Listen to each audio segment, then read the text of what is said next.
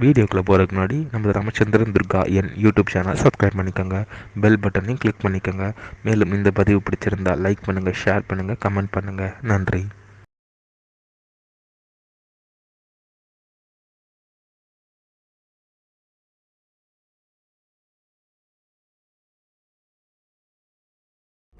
ஸ்ரீ குருப்யோ நம.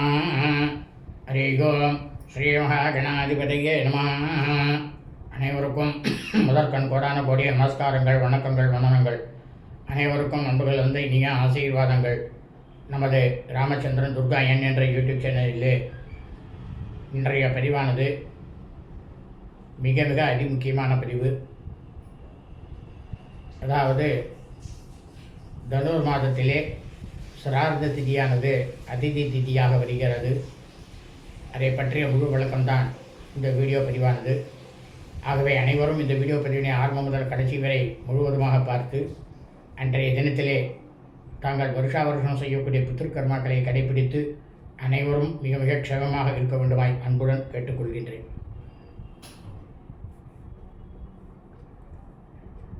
அதிதி திதி பற்றிய முழு விளக்கம். தனுர் மாதம் மார்கழி மாதம் 5ஆம் நாள் 20/12/2024 வெள்ளிக்கிழமை. அன்றைய தினம் அதிதி திதி. அதிதி திதி அப்படி என்றால் என்ன அப்படின்னா, இந்த தனுர் மாதம் மார்கழி மாதத்தில் கிருஷ்ணபக்ஷ ஷஷ்டி திதியானது அதிக நாட்களாக இருக்கிறது என்று அர்த்தம். ஆகவே இன்றைய தினம் நாம் அனைவரும் நமது குடும்பத்தில் நமது தாயாரோ தகப்பனாரோ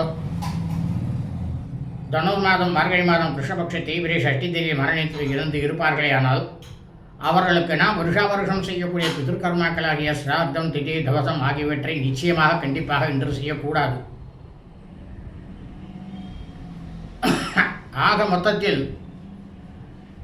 இன்றைய தினம் நமது பித்ருக்களுக்கு, முன்னோர்களுக்கு நாம் வருஷா வருஷம் செய்யக்கூடிய பித்ருக்கர்மாக்களை நிச்சயமாக கண்டிப்பாக செய்யக்கூடாது என்றுதான் அர்த்தம். எந்த விதமான காரியங்களையும் செய்யக்கூடாது பித்ருக்களுக்கு. ஒரு சில பேர் என்ன பண்ணுறான்னாக்கா, பஞ்சமி திதி வந்து மத்தியானம் வரைக்கும் இருக்குது, அதனால் பஞ்சமி திதிக்கு பண்ணுறா அப்படின்னுட்டு சொல்கிறா. அதெல்லாம் ரொம்ப தவறு. ஒவ்வொரு நாளைக்குமே 22.5 நாழிகைக்கு மேல் அதற்குள்ளாக திதியானது வந்ததினால் அன்றைய தினத்தில் தான் சிராத்தம் செய்ய வேண்டும் என்று தர்மசாஸ்திரம் சொல்லியிருக்கிறது. அதாவது மதியம் 2:40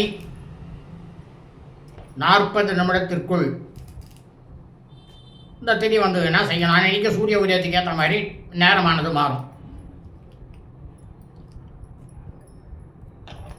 அப்படி அந்த திதியானது மறுதினம் அதே இந்த இப்போ ஷஷ்டி திதி இருக்கு இல்லையா, இந்த ஷஷ்டி திதி நாளைக்கு என்ன இருக்குது, சாயந்தரம் 4 மணி வரைக்கும் இருக்குது. அப்போது அந்த 22 நாழிகைக்கும் தாண்டி இருந்தால் மறுநாள் தான் செய்ய வேணும். இதுதான் அதிதி திதி விஷயமே தான். ஒரு சில பேர் என்ன சொல்கிறாங்கனாக்கா, பஞ்சமி திதி மத்தியானம் வரைக்கும் இருக்கு, அதனால் நீங்கள் பஞ்சமியில் போன வாழ்க்கை சிராதம் கிடையாது, பண்ணக்கூடாது. அதே திதி நாளில் யார் எந்த விதமான சிராதமும் பண்ணக்கூடாது. ஏன்னா பஞ்சமி திதி இந்த வியாழக்கிழமை அன்றைக்கே போயிடுது, அன்றைக்கி தான் சிராத திதி. இதை பற்றிய விளக்கம் உங்களுக்கு பிறகு நான் விவரமாக உங்களுக்கு பதிவிட இருக்கின்றேன். அதையும் மீறி ஷஷ்டி திதியில் மரணித்தவர்களுக்கு தாங்கள் இன்றைய இந்த பித்ருக்கர்மாக்களை செய்தீர்களேயானால் அதனால் கிடைக்கக்கூடிய பலனானது தங்களது பித்ருக்கள் முன்னோருடைய சாபமும் பித்ருக்கள் முன்னோருடைய தோஷமானதும் நிச்சயமாக கண்டிப்பாக உங்களையும் உங்களது குடும்பத்தையும் உங்களது குடும்பத்தை சார்ந்தவர்களையும் இனி நமது குடும்பத்தில் வரக்கூடிய வம்சாவளிகளையும் நிச்சயமாக அந்த தாக்கத்தை கொடுக்கத்தான் செய்யும். இதைத்தான் வேத தர்ம சாஸ்திரத்தில் சொல்லப்பட்டுள்ளது.